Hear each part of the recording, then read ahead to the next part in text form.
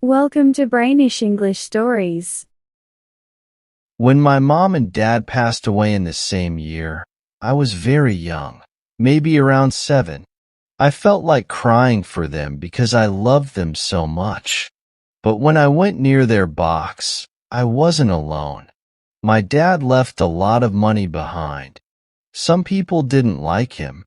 People talked about a paper that says who gets what when someone dies.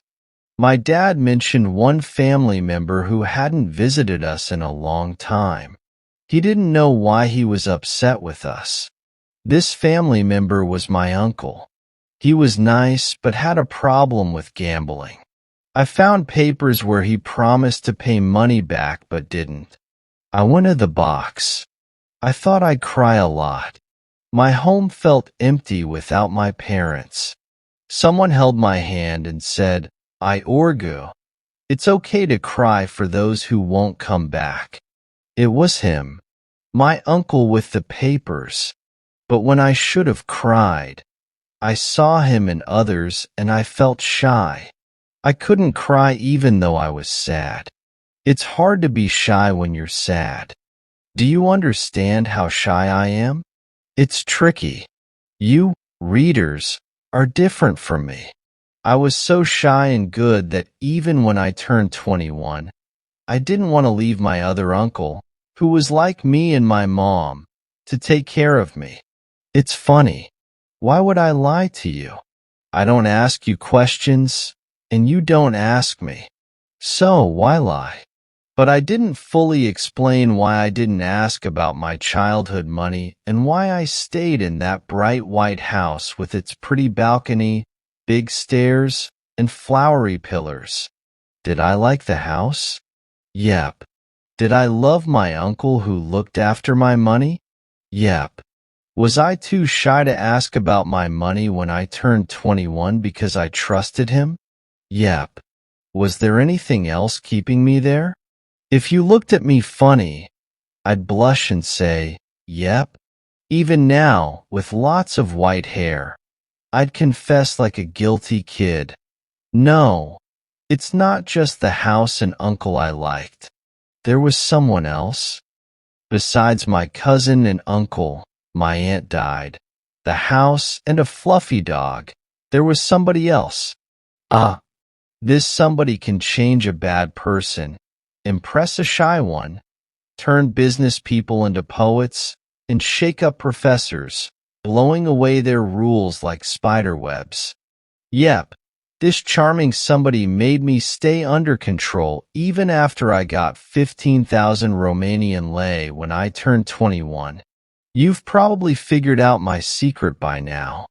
Oh, women, they don't care if you're shy or smart. No innocence or smarts can resist a light step and sparkling, warm eyes that can melt even the coldest heart. Wasn't Irinel the same girl I played with as a kid? The same wild kid with short dresses and green socks by evening? The same little devil who tossed her books and begged for piggyback rides?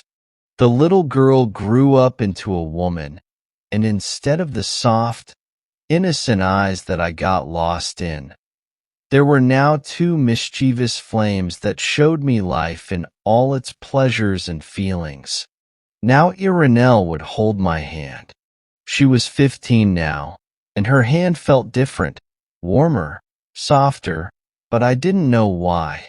She wasn't as cheerful as before. She didn't talk as much or as fast. When I asked her, "Irinel, do you think it'll rain today?" Or, "Irinel, are you excited for our trip to Slonik in 2 weeks?" She'd stay quiet, staring ahead, like she didn't see anything. Trees, houses, and sky vanished like mist. Her silence worried me. I whispered to her, feeling guilty somehow, "Irinel, you just got back from school. Are you already bored?" She suddenly got overly cheerful, laughing and telling half-finished stories, mostly about school life. "You won't believe it," she said loudly. My friend showed me this letter. Only I read it, and another girl and her sister, and maybe a few others. I nearly burst out laughing. She laughed so hard that tears streamed down her cheeks. Then, between laughs, she said, he wrote about stars, saying they burned and talked to him. How can stars burn? Are they coal bits? And how can they talk? I don't get it. Then he talked about ice, thawing, marble, a fiery bed, a monastery, suicide. Poor Marie. I felt bad for her. Really? We hugged and cried together. You see, Iorga, we didn't keep secrets. Every Monday, she'd read me a letter with tear marks, and after I stopped myself from laughing at those burning, talking stars, I had to cry, and I did, from my heart. Poor thing. After her laughter and almost crying, she noticed I was quiet, and she asked me sarcastically, Iorga, do you think it'll rain today? These things happened early in the morning. Sundays were tough for me. Irinel acted differently all day. She sewed or played piano instead of hanging out with me in the yard. I felt really upset all day, like a shy person dealing with those talking stars. For 3 years, my weekdays were full of brave dreams, but Sundays were scary and sad. I had big plans, but I kept them secret, like only shy and innocent people can. In the last year, after a trip to Slonik, I decided. The day she went back to school, we barely kissed. They were cold kisses. We didn't even look at each other. I stared at the sofa, feeling like I kissed the hard material instead of her soft cheeks. I made up my mind, and it was a brave decision. To get courage, I planned out what I'd say next Sunday. I didn't sleep that night. In the dark, I imagined the garden, Irinel, and our talk. The roosters crowed. I was lying down, eyes closed, feeling brave for my imaginary talk. Irinel, want to walk in the garden? No, thanks. We must go. It's important. She knew I wanted to say something big. My bravery impressed her. The roosters crowed again. It was midnight. It was stormy outside. Lightning flashed through my curtains. Irinel, you have to come. It's a beautiful day. I saved some grapes for you all week. No, thanks. You have to come. I need to tell you something. What? Irinel looked at me. I couldn't handle her bright gaze. I looked away, but then I felt brave. I lifted my head and said firmly, you have to come. I'd never ordered anyone like that before. It was really dark and raining outside. I turned to the wall and closed my eyes. But inside, I felt strong. I told her again, you have to come. I held her hand, feeling nervous. I finally said what I'd wanted to say for 2 years. Irinel, I love you. Do you love me? Why are you quiet? Why won't you look at me? Should I leave the house where I've watched you grow up, or stay? We hugged and kissed. It was done. Wow, love makes men brave. I got chills thinking this scene hadn't happened yet. I hid under my blanket, scared of being so brave. As it got light, I fell asleep, practicing. Irinel, wanna walk? No, thanks. We have to go. The next day, I woke up late. My uncle asked kindly, Iorga, are you okay? You slept late today. Feeling guilty, I mumbled, a book. I stayed up late. My ears burned, like I'd touched a hot stove. The veranda felt shaky.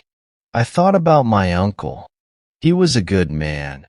But how would he feel about me marrying Irinel, his daughter? Why was he staring at me like that? He understood and judged me without speaking. I could almost hear his thoughts.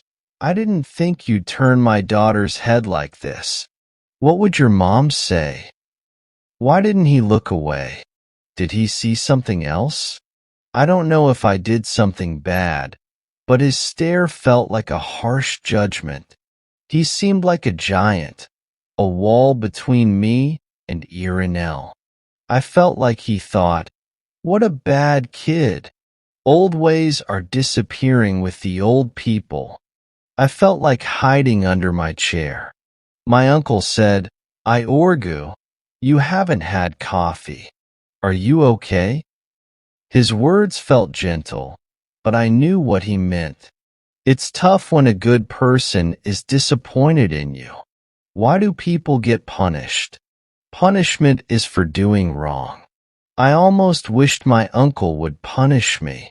Instead, he gave me coffee and rolls. It was agonizing. He must have seen us walking quietly together, not happily like before. He probably knew why Irinel stayed home some Sundays. Maybe he heard me calling Irinel's name in my dreams. What would my uncle think if his daughter married his sister's son? It'd need special permission. Would it make him a laughingstock in his old age, all because of a whim from a boy he raised? Irinel and I were like siblings, not just cousins. But church laws made it impossible. All week, I couldn't stop thinking, it's impossible. Why didn't I see that earlier? On Saturday, my uncle and Irinel arrived in our old carriage. Watching them, I thought, it's impossible. Irinel came to me, happy. We kissed, but it felt empty. What's wrong, Iorgu? You look sick, she said. Before I could answer, my uncle said, Iorgu seems sick but won't admit it. You don't know what's wrong, uncle? You think I'm sick and won't tell you? You're a good man, but such a hypocrite. He thinks I don't get it. I gently said to Irinel, I'm okay, but are you? This went on for almost a year. Feeling down. I won't tell you I got thinner and paler, that I shivered often, or that I pretended to cough around Irinel. You've seen thin, sickly guys in stories who either kill themselves or jump into the sea. So if I told you I got thinner, played billiards, started drinking, even drank 3 bottles in a row once, you'd probably just yawn. There's nothing special about a nervous person feeling love and sadness. Who'd want to be with someone who suffers quietly? I stayed silent from one holiday to another. What's wrong with you? Nothing. Are you sick? No. Finally, the big day came. Irinel finished school on June 20th. That day, she asked my uncle where we were going for vacation and then came to my room. I was reading a book about law and history on my bed. When I saw her, I stood up. She spun around, her dress like a big flower. Then she stopped in front of me, laughing and clapping. She curtsied and lifted her skirt a bit, asking, "Can you guess where we're going this summer?" "No, Irinel," I said, coughing, which had become a habit. "What will you give me if I tell you?" After twirling around again, she asked, "Will you kiss my hand politely if I tell you?" "Yes, Irinel." I kissed her hand sadly but happily. "And now this one. And that one, Irinel. To Mahadia. Won't it be nice? I'm tired of Slanik." She ran around so fast that her skirt rode up above her knees. I blushed, she blushed, then she laughed and jumped on me. "We'll dance and I'll sing. I'll be the leader," she said. Then I heard my uncle calling her, "Irinel, Irinel, where are you?" She vanished in a flash. I lay on my bed, holding the book but not reading. I thought about Irinel. The first Irinel was quick and sharp. The second one was gentler, almost loving. He probably wanted to calm her down, fool me. But why ask, "Where are you?" The way he said, "Where," showed what he really meant. He didn't have anything to say to her, but he wanted to know if she was with me. It was humiliating for me, an orphan he raised and controlled. With a word or look, he could show me what happens to ungrateful kids who disrespect old folks and our country's customs. His question was clear as day. Did he really not know where she was? An orphan shouldn't fall in love. I don't remember what else I thought. Irinel came back into the room. It's sad to see happiness at the door and know it won't come in. Irinel came in, but my happiness stayed outside. I realized my uncle sent her back to trick me, and she didn't suspect anything. Do you know what Father just told me? A guest is coming for St. Peter's Festival. A big merchant. What did that mean? Did he say anything else? Just that we need to get ready. The guest is a big shot, an old deputy, and someone important. After teasing me and laughing because I coughed, like the girls at school did to get medicine, Irinel left. Ugh, good thing he's old. Imagine if he was young.